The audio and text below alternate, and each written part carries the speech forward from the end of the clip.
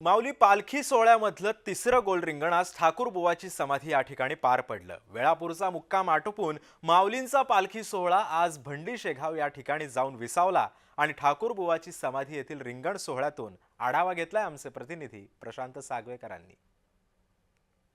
मी आता ठाकूरबुवाची समाधी या ठिकाणी आहे आणि आत्ताच ठाकूरबुवाची समाधी या ठिकाणचं तिसरं गोल रिंगण माऊलींच्या पालखी सोहळ्यातलं पार पडलेलं आहे। आपल्याला माहिती आहे की नेहमी ज्यावेळेला रिंगणं पार पडतात त्यावेळेला रिंगण तळावरती फार मोठी गर्दी असते। आत्ता माझ्या आजूबाजूला जर तुम्ही बघितलं तर खूप मोठी गर्दी या रिंगण तळावरती आहे आणि आता माझ्या पाठीमागे उडीचा खेळ सुरू आहे।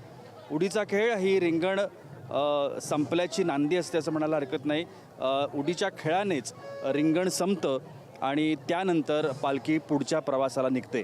वेळापूर या मुक्कामी काल पालखी होती आणि तिथून पालखी आज भंडी शेगाव या मुक्कामी पोहोचेल आणि आपण पाहतोय की या संपूर्ण पालखी प्रवासामध्ये यावर्षी जो उत्साह आपल्याला पाहायला मिळतोय हा खूपच मोठा उत्साह आहे। त्याला एक कारण आपल्याला सांगता येतं की येणारे जे पुढचे 2-3 दिवस आहेत हे शुक्रवार शनिवार रविवार हे सुट्ट्यांचा काळ आहे आणि या सुट्ट्यांच्या काळामध्ये इतर जे नागरिक आहेत स्थानिक असतील म्हणा किंवा इतर परिसरामधून येणारी जी लोकं आहेत यांची संख्या खूप मोठी असते आणि त्यामुळे पालखी तळावरती खूप मोठी गर्दी होते, दर्शन रांगा वाढतात, तसंच दिंड्यांमधल्या लोकांची संख्यासुद्धा सातत्यानं वाढत असते। आत्ता आपण बघतोय उडीचा खेळ, हा उडीचा खेळ सुरू आहे आणि या उडीच्या खेळानंच या रिंगण सोहळ्याची समाप्ती होत असते, सांगता होत असते। चोपदार ज्या वेळेला